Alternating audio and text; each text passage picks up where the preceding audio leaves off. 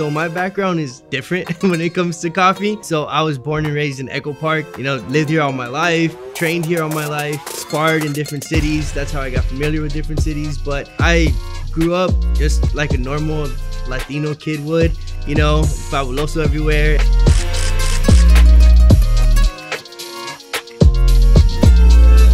The city of Echo Park got gentrified, and the first thing that happened during the gentrification process was all these coffee shops opening up. At first, we only had Starbucks inside of a laundromat, and then we started having these different coffee shops that actually had like the phrase specialty coffee and actually had pour overs and V60s. So I would go there and I would check everything out, and I would see the menu, and the coffee would come from, you know, Latino places like El Salvador, Guatemala, Mexico, but nobody really looked like they're from El Salvador, Guatemala, or Mexico. So then that kind of started my ideas and my wants of representation, and coffee seemed like it was the right way to get that.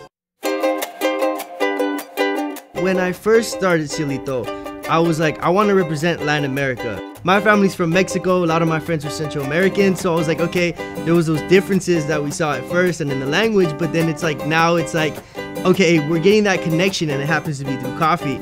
And that was my first kind of sense of coffee community.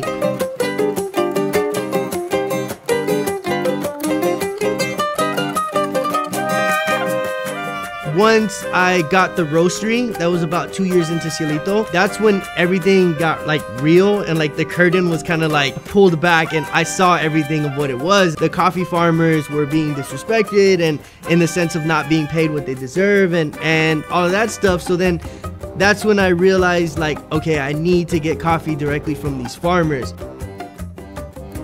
When I started doing that, I started getting this tight-knit community of people that they represented the farms, or their family owns farms, and it was this kind of thing and realization that, like, no matter what I did, community became the sense from that. I feel it's very important for coffee shop owners and coffee roasters to have a connection with the farmers. At least like one farm, like to have one direct to cup kind of situation, like that would be like pretty cool just to see. It became this huge mission that I wanted, because I feel that I'm extremely connected to these lands. It's very tough to do, I'm not gonna lie, but it's something that is needed, because when you respect the entire chain, everyone's happy, the quality's there, and like life just feels better.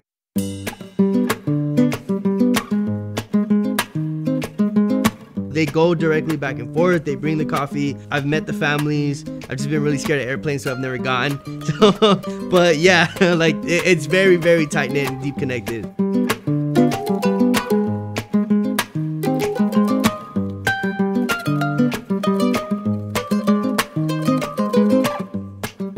With the farmers and how connected we are, you know, it's grown to this bond and this friendship. But they do come like roast with me. On Tuesdays we roast, and we have these roasting sessions. And at first it was just something where like, oh, we want to like see the coffees being handled correctly. And then obviously like some jokes are told and a lot of caffeinated smiles and stuff. So people started like loosening up, and it became a friendship, and it became this really, really deep bond where it's like, okay, like that's my coffee being roasted, and us telling each other like, oh, we have this account and we have that account. Like, isn't it so wild how like we started from nothing, or like you were my first account now. So it's like we see each other kind of evolve and grow, become this family.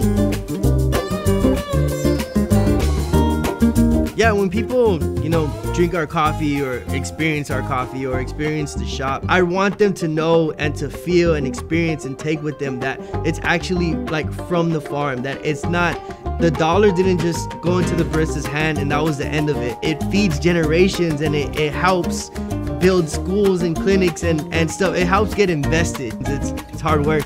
It's generations. It's not just a cup of coffee. It's a family, and it's a story.